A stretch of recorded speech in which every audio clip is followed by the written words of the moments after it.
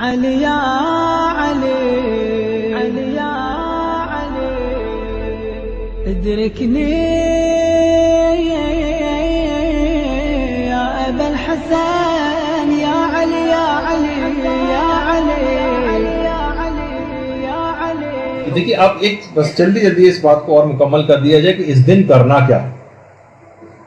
دیکھیے خوشی کا دن ہے، ہر وہ کام اس دن آپ کو کرنا ہے جس کا شریعت میں اجازت دی گئی ہو، جس کی انسانی ضمیر بھی اجازت دی. ایسا کوئی بھی پروگرام جس میں انحراف ہو، جو یا ابھی یا آئندہ کبھی شریعت سے متصادم ہونے والا، اس کام کو روک دینا.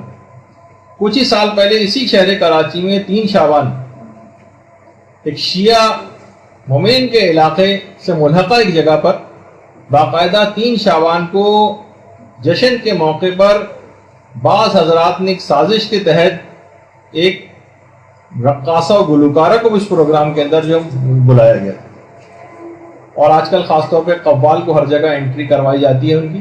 تو بہرحال اب دیکھیے لیکن کیا کیا کہ اس علاقے کے لوگوں نے ایک براہ راست امر بالمعروف اور نہی عن المنکر کیا، اس بات کو پریشر دے کے رکوا دیا. پہلے مرحلے میں ایک آدھ دفعہ بھی ایسے پروگرام ہو جائے تو بعد میں باطل اتنا مضبوط ہو جاتا ہے وہ کھڑا نہیں جا سکتا اس کو. تو بہرحال اور خاص طور پر یہاں کہوں کہ یہاں بزرگوں کی ذمہ داری زیادہ ہے. بزرگ سارے اس معاملے میں پیچھے ہو جاتے ہیں، جوانوں کو آگے کر دیتے. جوانوں کا خون ذرا گرم ہوتا ہے، تیز ہوتا ہے، فتنے فساد کی نوبت آتی ہے. بوڑھے داڑھی والے بزرگ حضرات اگر کسی جگہ جا کر معاملے کو رکوائیں گے تو وہاں پر کسی جو مخالف پارٹی میں نوجوان ہوں گے وہ بھی ان پر اس طرح سے ہاتھ نہیں اٹھا سکتے، اور کوئی ایسے جھگڑے و فساد کی نوبت نہیں ہو سکتی. بات چیت کے ذریعے بزرگوں کو آگے بڑھنا چاہیے. تو بہرحال اب دیکھیے جس خطبہ غدیر سے ملحقہ رسول نے امر و نہی کی اتنی تاکید کی، یہ کیسے ممکن ہے کہ اسی دن ان کے اس حکم کو فراموش کر دیا جائے؟ تو دیکھیے نہ تو ان جو بھی تقریبات اس سلسلے میں ہوں 18 ذی الحجہ کے ذیل میں یا کسی بھی جشن کے پروگرام میں، نہ اس میں کوئی حرام ہو نہ کوئی مکروہ ہو، اور ایسا بھی کوئی مباح نہ ہو جو کل کسی فتنے اور فساد کا سبب بن جائے یا کسی حرام کام کا پیش خیمہ بن جائے. اس کو بھی احساس کرنا. اچھا اب کریں کیا؟ سب سے پہلی تو چیز یہ ہے جو ہمارے چھٹے امام فرماتے تھے کہ پروردگار عالم کا آج کے دن شکر ادا کریں اور خدا کی حمد و ثنا اس دن کریں. دوسری ذمہ داری، اب جلدی جلدی ان ذمہ داری کو بھی لکھ لیں. ہمارے 8ویں امام فرماتے ہیں کہ اس دن سب سے مسکرا کر ملیں. یہ مسکرانے کا دن، جو بھی ایک دوسرے سے مسکرا کر اس دن ملے گا خدا کی نظر کرم اس پر ہوگی، اور 1000 حاجتیں اس مسکراہٹ کی وجہ سے اس کی پوری کی جائیں گی، اور خدا موتیوں کا ایک محل، سفید موتیوں کا ایک محل جنت میں اس کو عطا کرے گا صرف مسکرا کر ملنے سے.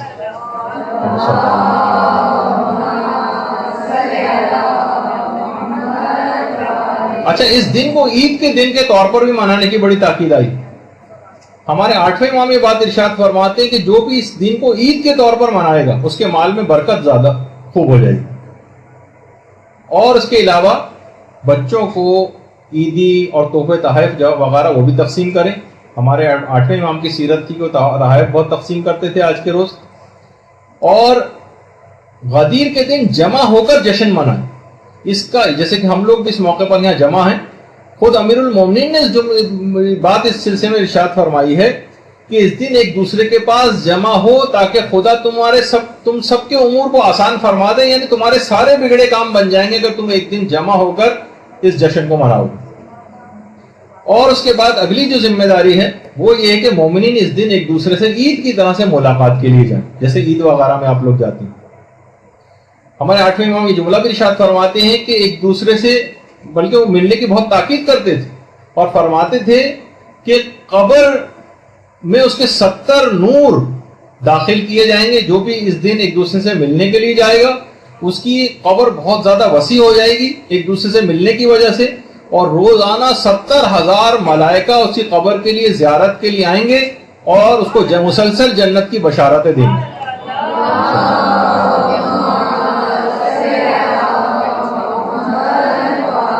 علماء اور مراجع ایک دوسرے سے ملاقات کے لیے جاتے ہیں. یہ آیت اللہ جعفر سبحانی ہے جو آیت اللہ شیخ جواد تبریزی سے ملاقات کے لیے پہنچے. اچھا اسی طرح سے اس دن زیارت امیر المومنین کی بڑی تاکید ہے. اس دن زیارت امیر المومنین ضرور پڑھی جائے. جو ان کی قبر مبارک پہ براہ راست جا سکے وہ وہاں جا کر اس زیارت کو انجام دے. اور جو وہاں نہیں پہنچ سکتا وہ اپنے وطن میں بھی رہ کر اس زیارت کو پڑھ سکتا ہے، اور خاص طور پر زیارت امین اللہ کی بھی خاص طور پر بڑی تاکید آئی. اور روایت میں کہ 60 سال کے گناہ اس کے معاف ہو جاتے ہیں. اور ہمارے 8ویں امام نے تو اتنا زیادہ اس کا ثواب بتایا اس دن کا کہ اس دن یعنی جتنے شب قدر میں اور جتنے پورے رمضان میں اور جتنے شب عید میں لوگ آتش جہنم سے آزاد کیے جاتے ہیں، اس سے دگنے عید غدیر کے دن لوگ آتش جہنم سے آزاد کیے جاتے ہیں.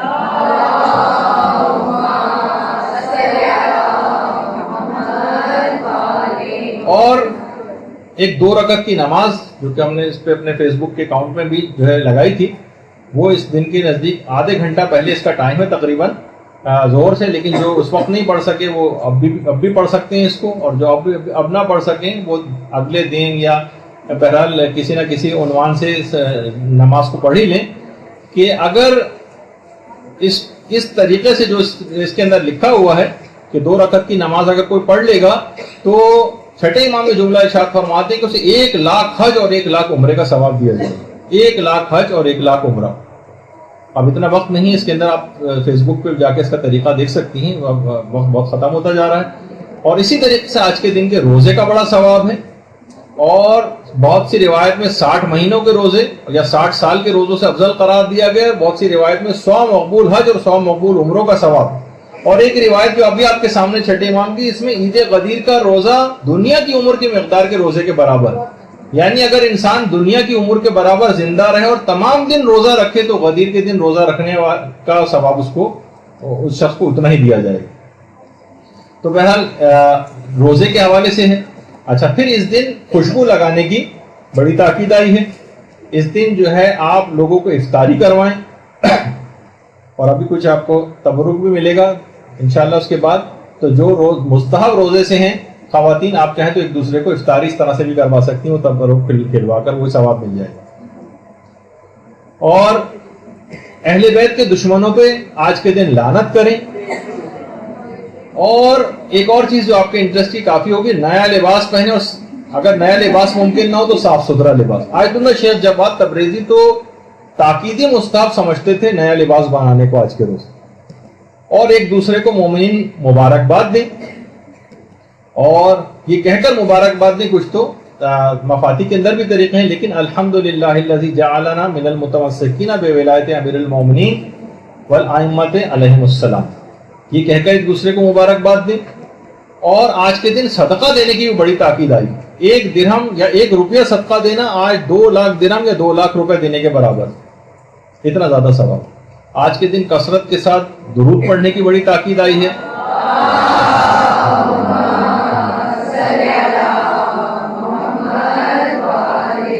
مومنین کو کھانا کھلانے کی بہت تاکید آئی ہے. اور 8ویں امام تو یہاں تک فرماتے ہیں کہ آج کے دن کسی کو اگر آپ نے کھانا کھلایا تو ایسا ہی ہے جیسے تمام انبیاء اور تمام صدیقین کو کھانا کھلایا. اور بہت سی روایات میں غسل کرنے کے متعلق بھی کہا گیا ہے، اور خاص طور پر اپنے اہل و عیال مومنین کے حاجت روائی کے بھی متعلق کہ مومنین کی انسان آج کے دن حاجت روائی کرے. اور دوسروں کی غلطیوں سے چشم پوشی اور درگزر آج کے دن خاص طور پر کریں، اور دوسروں کے ساتھ نیکی اور احسان کے ساتھ پیش آئیں، اور اپنے اہل و عیال پر زیادہ خرچ کریں. اس کے مال میں 8ویں امام فرماتے ہیں کہ بہت زیادہ وسعت بھی آ جائے گی. اور تحفے دینے میں خاص طور پر وہ تحفے جو ہمارے 8ویں امام بھجوایا کرتے تھے اپنے خاص اصحاب کو، ان میں نئے کپڑے ہوتے تھے، جوتے ہوتے تھے اور انگوٹھیاں ہوتی تھیں، یہ بھجواتے تھے. اور اس سلسلے میں بڑے پیمانے پر بھی پروگرامز کرنے چاہیے. باقاعدہ ایسے سیمینار ہوں، ایران میں تو ہوتے ہیں، یہاں پہ بھی زیادہ ہونے چاہیے. ایسے ورکشاپس ہوں، ایسے علماء کے خطابات ہوں کہ جو کہ عام طور پر ان جگہوں پر ہوتے ہیں. اور کچھ والدین کے لحاظ سے بھی ذمہ داریاں ہیں کہ کم سے کم مائیں اس دن اچھا سا کھانا جسے بچے اور گھر والے شوق سے کھائیں، ایسے کھانوں پکا کے رکھیں تاکہ ان کو خوشی کا ایک احساس ہو. اور گھر کی تزئین و آرائش کے لحاظ سے بھی آج کی خصوصیت کہ گھر کو اپنے آرائش دیں تاکہ پتہ چلے کہ آج عید غدیر کا دن. اسی طرح سے بچوں کو خاص طور پر تیار کرنا ان کو اچھا لباس پہنانا. بچوں کے سلسلے میں ایک ذمہ داری اور ہے کہ مثلاً ان کی کوئی ڈیوٹی لگائیں کہ وہ احادیث سنائیں, کوئی تقریری ان کا جو ہے مقابلہ جو ہے وہ کروا دیں, کچھ قصیدے ان سے پڑھوائیں, کچھ ان کو انعامات دیں, اور بچوں کی شرارتوں وغیرہ سے درگزر کریں, شرارتوں سے درگزر کریں تاکہ عید کی خوشی کا احساس ان میں باقی رہے. کیونکہ یہ اس ماننے والے کا دن آپ منا رہے ہیں کہ جب ابن ملجم کو لوگوں نے رسیوں سے باندھ دیا تھا تو اسی علی نے کہا تھا کہ اس کی گرفت کو ہلکی کرو, دیکھتے نہیں کہ رسی اس کی کھال کاٹنے کو اور وہ تکلیف میں ہے. یہ اسی علی کو کا دن منایا جا رہا, تو یہاں لوگوں کی خطاؤں اور غلطیوں سے درگزر کرنا ہے. اور استاد اور معلم کے لحاظ سے بھی اس سلسلے میں ذمہ داریاں ہیں کہ اس موضوع پر خوش قسمتی سے یہاں تو کلاسی منعقد ہو گئی کہ اس سلسلے میں ضرور اس موضوع کی مناسبت سے جہاں جہاں استاد اور معلم وہ خطابات کریں. اس میں بچوں کے لحاظ سے بھی یہ ہے کہ ان کو بریفنگ دی جائے, اس دن کی اہمیت بتائی جائے, فضیلت بتائی جائے, فائدے, اعمال, تحریری و تقریری یا خطاطی وغیرہ کے مقابلے اس دن باقاعدہ جو ہے بچوں کے کروائے جائیں تاکہ احساس رہے ان. اس کے علاوہ کوئز پروگرام بھی ہو سکتے ہیں, منقبت وغیرہ قصیدہ خوانی بھی ہو سکتی ہے, تبرک بھی تقسیم کروائیں, اور اس طرح سے مختلف اور ایک عقد اخوت جو کہ مفاتی کے اندر بھی لکھا ہوا ہے کہ ایک دوسرے کے ہاتھ پر ہاتھ رکھ کے باقاعدہ دعا پڑھی جائے, جس کا نتیجہ یہ ہے کہ جب تک میں جنت میں داخل نہیں ہوں گا جب تک کہ تمہیں اپنے ساتھ نہ لے لوں گا, اور میں اپنے آج سے تم پر تمام اپنے حقوق کو معاف کرتا ہوں سوائے ملاقات کے, دعا کے اور شفاعت کے. ان 3 حق, یہ میں 3 حق میرے ذمہ میں نے تمہارے ذمہ رکھے, باقی سارے حقوق میں معاف کرتا ہوں.